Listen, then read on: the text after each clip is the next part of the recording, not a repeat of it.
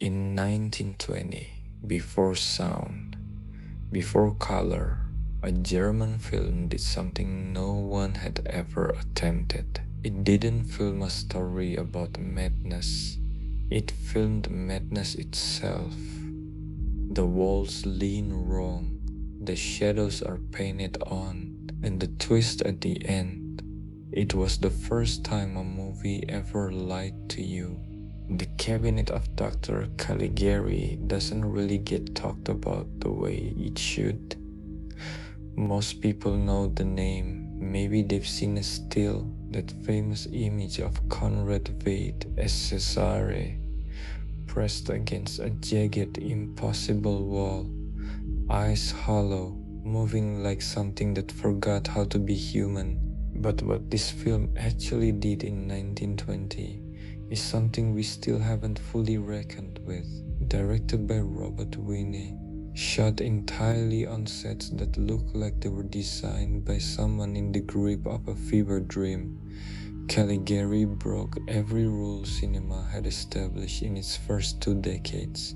The angles are wrong, the streets curve, the light doesn't come from anywhere real, the shadows are literally painted onto the floors and walls. And all of this wasn't accidental, it wasn't budget limitation. It was a deliberate choice to make you feel, visually, what it's like to lose your grip on reality. Every single thing modern horror does to unsettle you, the unreliable narrator, the twist ending, the visual distortion, the weaponized set design, the villain who controls minds, it started here in a silent film over 100 years ago, and almost nobody watches it anymore. So here are 5 things the cabinet of Dr. Caligari predicted about the future of horror. Some of them took decades to arrive. Some of them are still arriving now. The first thing Caligari gave us is something so embedded in horror now that we forget someone had to invent it. The unreliable narrator. The entire film is told by Frances, a young man sitting in a garden, recounting the terrifying story of Dr. Caligari and his murderous sleepwalker Cesare. You watch the whole thing believing Francis, you trust him. And then in the final moments, the film pulls the floor out from under you. Francis is a patient in an asylum, the director of the asylum. The man Francis has been calling the villainous Caligari is his doctor. The horror wasn't real, or was it? The film never fully resolves that question. That ambiguity, that sickening feeling of not knowing what was true, echoes through every unreliable narrator horror has ever produced. Think about Fight Club, think about Shutter Island. Think about every film that makes you rewatch the whole thing once the ending hits. That mechanism, the narrative betrayal, reads almost like a technique that was always there, waiting to be discovered. But someone had to do it first. Winnie did it first in 1920, without a single spoken word. But here's what makes this even darker. The twist wasn't even in the original script. Screenwriters Hans Janowitz and Karl Mayer wrote Caligari as a straightforward anti-authoritarian allegory. In their version, Dr. Caligari was genuinely evil, a government-like figure who uses a controlled, obedient subject to commit murder on his behalf. There was no twist. The horror was real. The authority figure was the monster. Full stop. But the studio, the Club-Uscope, added the framing device. They made Francis insane. They made the authority figure the hero. Janowitz and Mayer were reportedly furious. And here's the thing that still unsettles me. This is the first known instance of a studio fundamentally altering a horror film's meaning, against its creator's wishes. The parallel to modern studio interference in horror feels impossible to ignore. Directors fighting for their cuts, studios softening endings. The tension between a filmmaker's vision and what a distributor thinks an audience can handle. That battle started right here with Caligari. The original script was a howl against blind obedience. The finished film could be read as a reassurance that the system is fine, that the one questioning authority is the crazy one. That tension lives inside the film like a splinter. And the next thing Caligari predicted might be the most visually obvious, but it runs deeper than most people realize. Every set in the cabinet of Dr. Caligari was hand-painted. The buildings lean at impossible angles.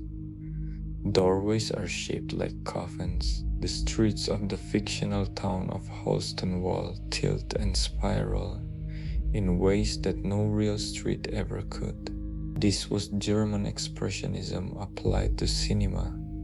The idea that the external world should reflect internal psychological states. When a character is afraid, the world itself should look afraid. When someone is losing their mind, the architecture should lose its mind too. This approach parallels something we see constantly in modern horror. From the Overlook Hotel's impossible geography in The Shining to the reality-bending hallways in films like Hereditary. The concept that space itself can be hostile, that a room can feel wrong before anything happens in it.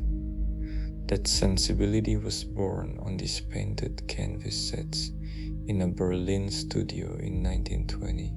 Hermann Warm, Walter Ryman, and Walter Roerich designed these sets, and what they created wasn't just decoration, it was mood as architecture, fear rendered in plywood and paint. And the thing is, Caligari didn't just predict how horror would look. It predicted something about how horror villains would work, something we wouldn't fully see again for decades. Dr. Caligari himself is a specific kind of monster, one who never gets his hands dirty. He doesn't kill anyone. He uses Cesare, a somnambulist, a sleepwalker he keeps in a coffin-like cabinet and controls completely. Cesare does the killing. Cesare carries the unconscious Jane up that famous jagged rooftop. But Cesare has no will of his own. He's a weapon, not a person. Caligari is the mind. Cesare is the body. This dynamic, the mastermind villain who operates through a controlled proxy, echoes through horror and thriller history in ways that are hard to overstate. It mirrors Hannibal Lecter manipulating others from his cell. It parallels the jigsaw killer engineering death from a distance. The idea that the most terrifying villain is not the one who attacks you, but the one who makes someone else attack you, someone who might not even know what they're doing. That concept feels like it was waiting inside cinema from the beginning, and Caligari found it first. There's a scene where Caligari presents Cesare at the town fair, showing him off like a sideshow attraction, opening the cabinet to reveal this gaunt, black-clad figure slowly opening his eyes. It's pure theater, pure control. But the last prediction is the one I keep coming back to. There is a moment near the end of the film, after the twist, after you learn Francis might be insane, where the camera lingers on the asylum director's face. He looks directly into the lens, and he says, through an intertitle, "At last I understand the nature of his madness. I think I know how to cure him now." On the surface it's reassuring. The doctor understands help is coming, but something about the way Werner Krauss plays it, the slight shift in his expression, makes the line land differently. It feels like a threat. It reads almost like a predator who finally has his prey exactly where he wants it.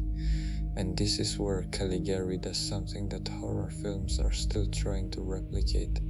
The ambiguous ending that recontextualizes everything. Is the doctor good? Is Francis truly mad? Or was the original story true? And the asylum framing is the final layer of Caligari's control. The film gives you no answer. It just ends. And that refusal to resolve, that willingness to leave the audience inside the nightmare, eerily mirrors what the best modern horror understands. That the scariest thing isn't the monster. It's not knowing if you ever really escaped it. The Cabinet of Dr. Caligari came out over 100 years ago. It had no sound, no color, no budget by modern standards. And it invented the unreliable narrator, the twist ending, the mastermind villain, expressionist horror design, and the ambiguous ending, all in 67 minutes.